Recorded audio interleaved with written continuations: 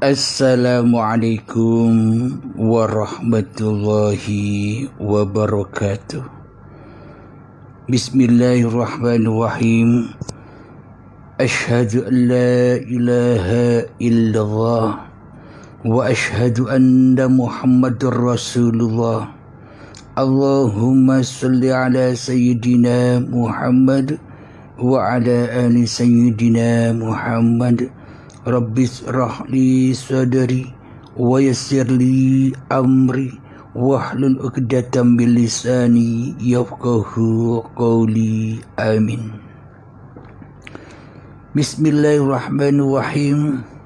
Salam hormatku, salam kangenku, salam kasih sayangku buat para sahabat-sahabatku tercinta dimanapun Anda berada, baik yang ada di dalam ataupun yang ada di luar negeri.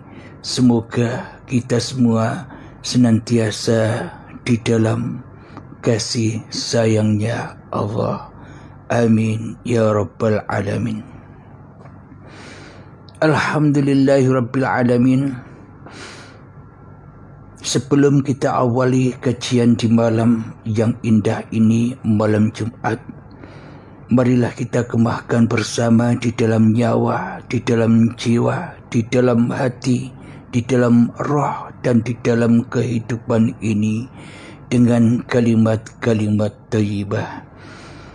Subhanallah walhamdulillah wa la ilaha illallah wallahu akbar wa la hawla wa la quwwata illa billahil aliyyil azim. Alhamdulillahi rabbil alamin. Di malam ini kajian kami beri judul Jangan Salah Dzikir. Jangan salah dzikir. Jangan salah dzikir. Alhamdulillahirabbil alamin. Selama ini kita sering menggemah-gemahkan di dalam dzikir setelah sholat 5 waktu, yakni dzikir yang paling utama, dzikir yang paling afdal yang selama ini kita lantunkan, yakni afdalul dzikri fa'lam annahu la ilaha illallah. Alhamdulillahirabbil alamin.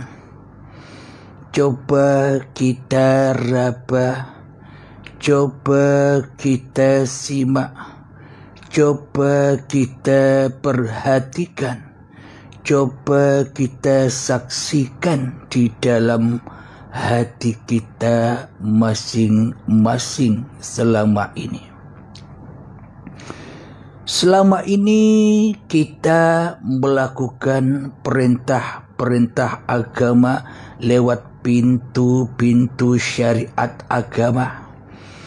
Ada sholat, ada puasa, ada zakat, ada haji, ada zikiran, ada sholawatan, ada membaca Al-Quran, dan sebagainya. Di dalamnya kita saat sholat kita berzikir dengan bacaan-bacaan yang kita baca.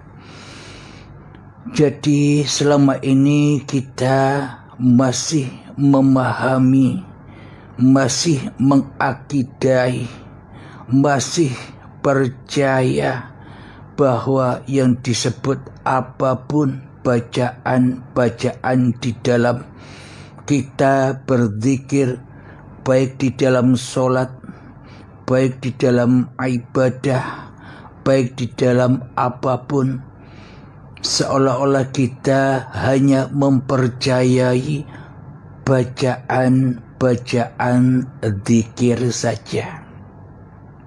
Seperti misalkan subhanallah, walhamdulillah, wala ilaha illallah, wallahu akbar, dan sebagainya. Seolah-olah zikir itu hanya sebuah lantunan saja. Zikir itu hanyalah sebuah, apapun yang kita baca akan mengandung sebuah pahala. Itulah zikir-zikir yang kita pahami selama ini. Akan tetapi dari semua zikir-zikir yang kita lakukan sejak detik-detik akil balik hingga setua ini, terutama zikir di dalam solat-solat kita, zikir di dalam ba'da solat kita, zikir di dalam amal-amal ibadah kita, semuanya itu zikir yang palsu, zikir yang hancur, zikir yang fana, yang rusak, zikir yang kotor dan najis, sehingga mana mungkin diterima oleh Allah. Mana mungkin zikir-zikir kita yang kita kerjakan, yang kita amalkan, meskipun jutaan kali berzikir, semuanya itu zikir palsu. Apa sih zikir itu? Zikir itu adalah ingat. Ingat kepada siapa? Ingat kepada yang dizikiri. Siapa yang dizikiri atau yang diingati? Yang dizikiri atau yang diingati adalah Tuhan yang berhak disembah. Akan tetapi selama ini coba tengok di dalam hati kita, sudah benarkah kita di dalam berzikir? Sudah benarkah di dalam kita mengingat Tuhan? Ataukah jangan-jangan masih salah kaprah di dalam berzikir? Tidak ingat Tuhannya, tidak berzikir kepada Tuhannya, tapi yang diingat, tapi yang dizikiri bacaan-bacaannya saja. Tapi yang diingat, tapi yang dizikiri adalah hawa nafsu syaitan dan iblis yang merasa bisa melantunkan zikir-zikir itu. Itulah maknanya selama ini kita hanya tipu-tipu saja berzikir. Kita hanyalah berdusta-dusta saja berzikir. Kenapa? Karena berzikir ya bersama iblis dan syaitan. Yang mana iblis dan syaitan membawa, menghanyutkan zikir-zikir kita, supaya zikir kita selalu mensekutukan Allah, agar selalu zikir-zikir kita tersesat jauh dari Allah. Alhamdulillahirabbil alamin. Itulah selama ini ternyata kita salah di dalam berzikir. Salah apa? Salah ingatan. Kenapa salah ingatan? Bagaimana mungkin kita ingat? Bagaimana mungkin kita bisa berzikir kepada yang diingati, kepada yang dizikiri saja tidak pernah jumpa, tidak pernah kenal, tidak pernah menyaksikan, walaupun sebiji darah kita selama ini tak pernah menyaksikan yang dizikiri. Kita tak pernah menyaksikan yang diingati. Lalu bagaimana mungkin kita bisa ingat? Lalu bagaimana mungkin kita bisa berzikir kepada yang belum pernah sekalipun berjumpa? Kepada yang belum pernah sekalipun kita saksikan? Kepada yang belum sekalipun kita menyaksikannya, bagaimana mungkin kita bisa berzikir kepada yang tak ada? Bagaimana mungkin kita bisa mengingat kepada yang gaib? Secara logika, secara hati, secara akal kan muhal. Tidak mungkin kita bisa ingat kepada yang tak ada. Tidak mungkin kita berzikir kepada yang tak wujud. Tidak mungkin kita bisa menyaksikan kepada yang tak hidup, kecuali berzikir, kecuali mengingati, kecuali menyaksikan iblis dan setan di dalam hati kita selama ini. Inilah tanda-tanda bahwa kita, termasuk saya, selama ini salah di dalam berzikir. Yang mestinya afdalul dzikri fa'alam annahu, ketahuilah seafdal-afdalnya, sebaik-baiknya, seagung-agungnya, seakbar-akbarnya mengingat adalah tiadakan Tuhan yang selain Allah di hati kita. Akan tetapi nyatanya bagaimana? Tuhannya tak ada, malah diri kita yang ada. Tuhannya tak wujud, malah diri kita yang diwujudkan. Tuhannya tidak ditauhidkan di dalam dada kita, malah diri kita yang kita agung-agungkan, diri kita yang kita tauhidkan keberadaannya, keesaannya, keakbarannya, keagungannya diri kita sendiri di dalam hati kita selama ini. Apakah itu sudah benar zikirnya, ataukah malah tambah sesat zikir-zikir kita selama ini? Coba pakai logika dan akal sehat kita. Apapun yang kita kerjakan selama ini kan tidak ada Tuhan selain diri kita sendiri yang bisa apa-apa, yang bisa beraktivitas.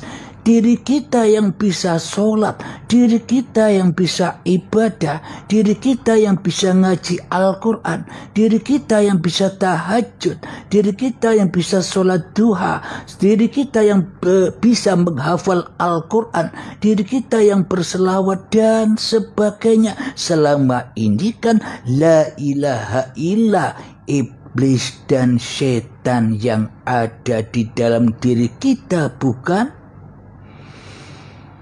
Kalau diri kita sendiri, kalau hawa nafsu kita sendiri, bila iblis dan setan yang angkuh dan sombong di dalam hati kita, kita tauhidkan keberadaannya, kita wujudkan keberadaannya, kita hidupkan keberadaannya, berarti selama ini kita nyembah siapa? Nyembah Allah kah, atau malah nyembah iblis dan setan yang menyesatkan, yang membakar-bakar hati kita selama ini? Bagaimana mungkin hati kita tidak terbakar karena kita selama ini sejak detik-detik akil balik tiba sehingga setua ini selalu kumpul bersama iblis dan setan di neraka jahanam. Bagaimana mungkin kumpul iblis dan setan di surga? Iblis dan setan itu bertempat di jahanam kapan? Bukan nanti. Sekarang sudah berlangsung. Ketika di dalam hati kita tak ada Allah, Allahnya gaib, Allahnya fana, rusak, Allahnya tak ada, Allahnya tak nyata, Allahnya tak hadir di dalam diri kita, maka selamanya kita dibakar di dalam anarnya hawa nafsu kita sendiri. Tak ada ikhlasnya sama sekali. Karena di dalam hati kita melaksanakan apapun harus wajib ada imbalannya, yakni pahala minimal, yakni surga minimal, yakni nama baik minimal terhadap seluruh manusia, yakni kebanggaan terhadap manusia, yakni kemuliaan di sisi manusia. Itulah tanda-tanda bahwa kita selama ini salah di dalam berzikir kepada Allah, salah di dalam ingat kepada Allah, tapi kita terlanjur salah berzikir kepada manusia. Kita salah berzikir kepada iblis dan setan selama ini di hati kita. Bismillahirrahmanirrahim. Inna syaitana lakum aduwwum mubin. Sesungguhnya setan itu adalah musuh yang nyata bagimu. Siapakah setan itu? Setan itulah penghalang-penghalang hamba kembali kepada la ilaha illallah. Setan dan iblis itu penghalang manusia, penghalang-halangi kepada manusia agar tidak berla ilaha illallah di dalam hatinya, kecuali la ilaha illa awake dewe, la ilaha illa hawa nafsune dewe, la ilaha illa dirinya sendiri yang menjadi Tuhan di dalam hatinya. Itulah tugas iblis dan setan, selalu mengajak teman untuk masuk ke jahanam, selalu mengajak teman untuk menjauhi Allah, selalu mengajak teman untuk mentiadakan Allah, mentiadakan wujudullah, mentiadakan uripe Allah, menjadi uripe manungsan. Itulah iblis dan setan yang ternyata diri kita inilah iblis dan setan itu ketika hati kita mensekutukan Allah dengan diri kita di hati kita. Mestinya la ilaha illallah, tapi ternyata di dalam hati kita tiada Tuhan selain diriku sendiri, tiada yang hidup selain diriku sendiri, tiada yang berkuasa selain diriku sendiri, tiada yang maha besar selain diriku sendiri. Terus kita ngaku-ngaku bertuhan. Tuhan yang mana kita pertuhankan? Sedang di hati kita tak ada Tuhan, sedang di hati kita goib kehadiran Tuhan, melainkan hadirnya diri kita sendiri. Berarti kita selama ini kan ngaku-ngaku jadi Tuhan untuk diri kita sendiri, bukan? Alhamdulillah bila kita sudah menyadari, maka dari itu selalulah bertafakur, selalulah menghening-heningkan diri kita agar kita menyadari kesalahan-kesalahan selama ini yang kita perbuat. Jangan sampai kedahuluan ajal menjemput. Jadi raihlah husnul khotimah daripada kita selama ini sejak akil balai hingga setua ini selalu mati di dalam su'ul khotimah, hancur pungkasannya, buruk pungkasannya, jelek tempat kembalinya. Jadi kita selama ini sudah su'ul khotimah, su'ul azab. Selalu apapun yang kita perbuat, ujung-ujungnya kembali ke li nafsi. Selalu kembali tersesat kepada diri hawa nafsu kita sendiri yang mentuhani Tuhan dan yang mentuhani diri kita sendiri.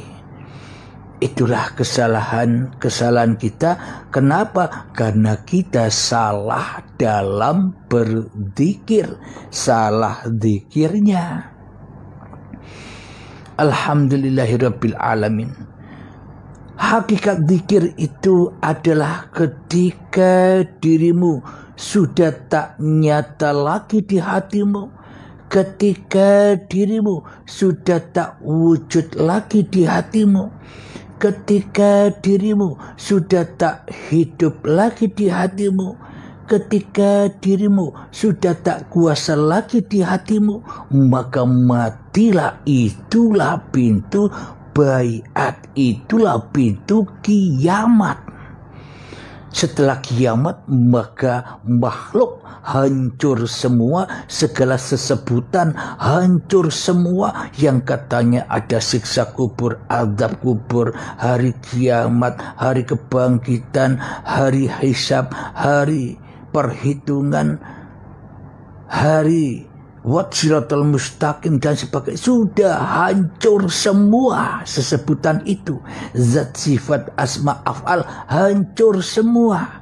Seluruh apapun sesebutan ketika kiamat datang, ketika baiat tiba bagi saudara-saudara yang sudah berbaiat, hancur leburlah sesebutan itu. Maka nyatalah Tuhan yang menciptakan diri kita. Maka Tuhan berfirman, siapakah Tuhan yang berhak disembah di alam semesta ini? Karena semuanya tidak ada, yang ada hanya Allah. Itulah hari kebangkitan. Itulah hari kesadaran manusia bahwa manusia berasal dari ketiadaan, berasal dari kegoiban, berasal dari keadaman ketiadaan. Manusia kembali ke asal usulnya, yakni hakikat diri sejati manusianya yang bukan apa-apa dan yang bukan siapa-siapa. Manusianya yang sudah tak bisa ngapa-ngapain dan yang sudah tak bisa bersiapa-siapa lagi. Itulah ketika yang nyata hanya Allah, maka yang bisa berzikir kepada Allah hanyalah Allah sendiri. Inilah yang dimaksud afdalul dzikri fa'lam annahu la ilaha illallah. Bukan manusianya lagi yang bisa membaca atau mengucap la ilaha illallah. Ketika manusianya sudah dibaiat, ketika manusianya sudah ketemu dan beriman dengan hari kiamatnya, maka bangkitlah la ilaha illallah itu. Maka itulah Allah sendiri yang mengucap la ilaha illallah. Karena tak ada Tuhan selain Allah, karena tak ada penggelar selain Allah, karena tak ada hidup kecuali uripe Allah. Itulah yang dimaksud afdalul dzikri fa'lam annahu la ilaha illallah. Ketika Allah sendiri yang mengucapkan la ilaha illallah, sesuai ayatnya, la innani anallah la ilaha illa ana fa'budni wa aqimis sholata li dzikri. Jadi kalau sudah afdalul dzikri fa'alam annahu la ilaha illallah, itulah puncak-puncaknya surga. Itulah surga yang tak ada dunianya sedikit pun. Bila ada di dalam hati kita cinta dunia, dunia yang menghalang-halangi kita kepada Allah, maka takkan pernah bisa masuk surganya Allah, bukan surganya iblis dan setan. Surga yang kita harapkan selama ini kan surga dunia, surganya iblis dan setan, surga yang penuh dengan kenikmatan dunia. Surganya Allah bukan dunia. Surganya Allah apa? Ketika manusia sudah baiat, la ilaha illallah miftahul jannah, mangqala la ilaha illallah dakhalal jannah, maka sudah di dalam surga. Barang siapa yang sudah teraplikasi di dalam hatinya setelah baiat la ilaha illallah, ya itulah surga. Tapi kalau tak ada Tuhan di dalam hatinya kecuali dunia dan hawa nafsunya, itulah jahanam, itulah neraka. Jadi sudah dijelaskan, semoga kita termasuk saya jangan sampai salah di dalam berzikir lagi.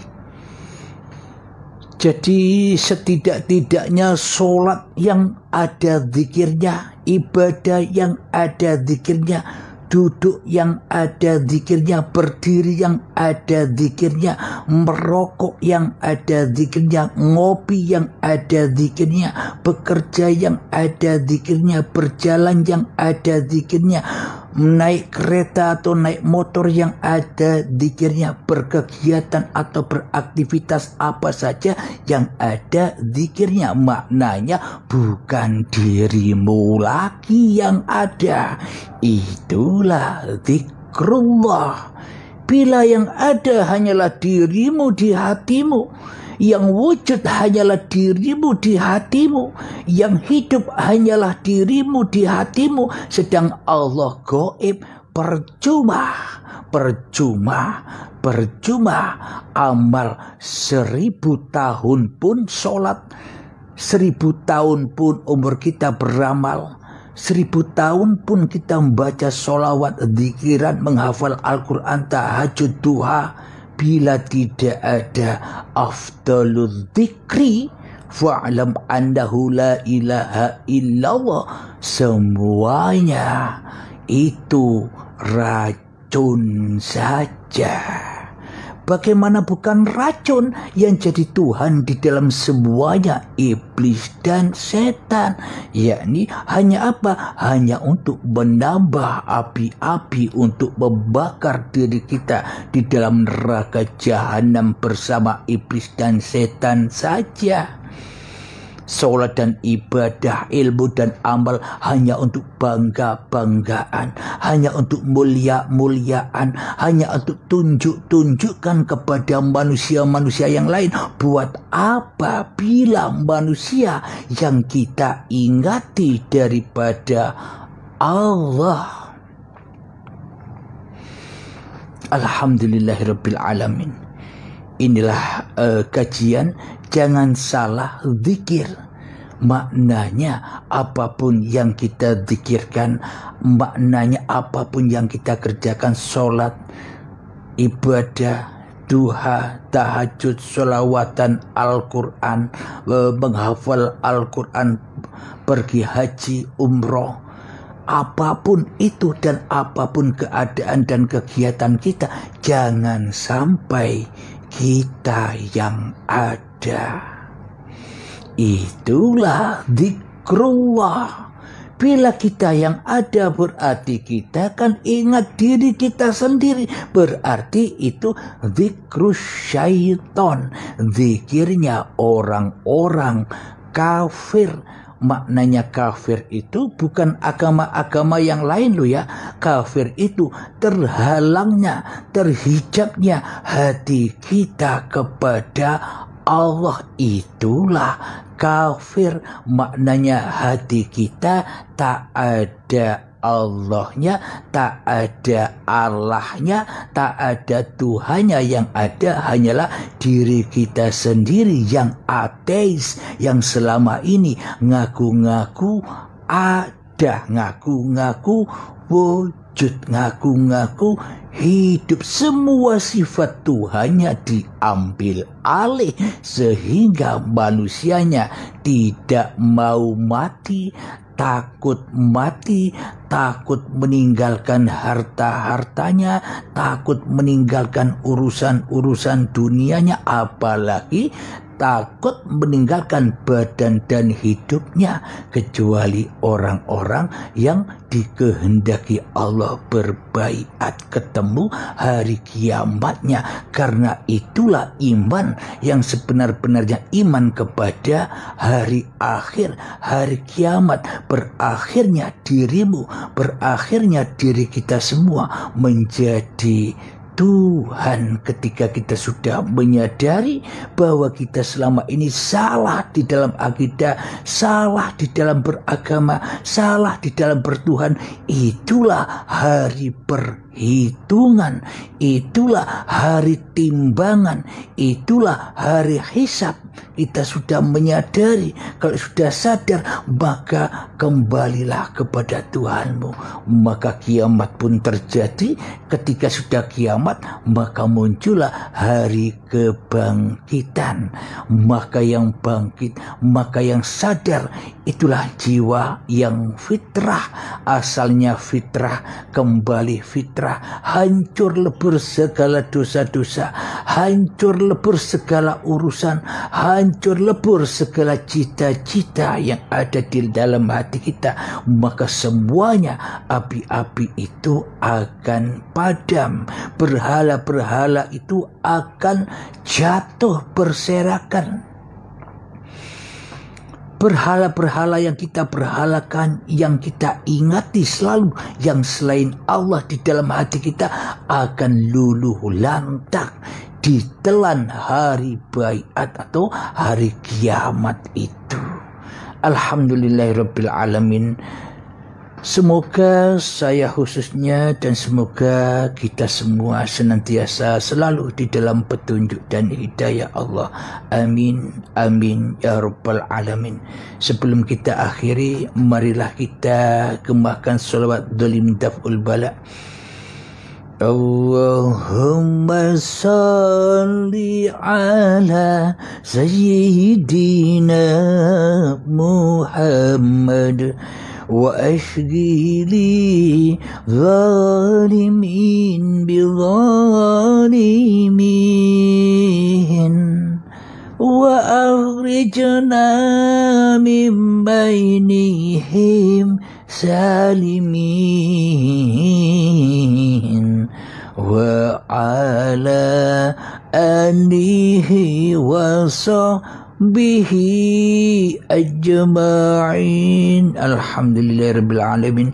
Rabbana atina fid dunya hasanah wa fil akhirati hasanah wa qina adzabannar. Wa sallallahu ala sayyidina Muhammad wa ala alihi wa sahbihi wasallam. Walhamdulillahirabbil alamin. Akhir kalam. Assalamualaikum warahmatullahi wabarakatuh.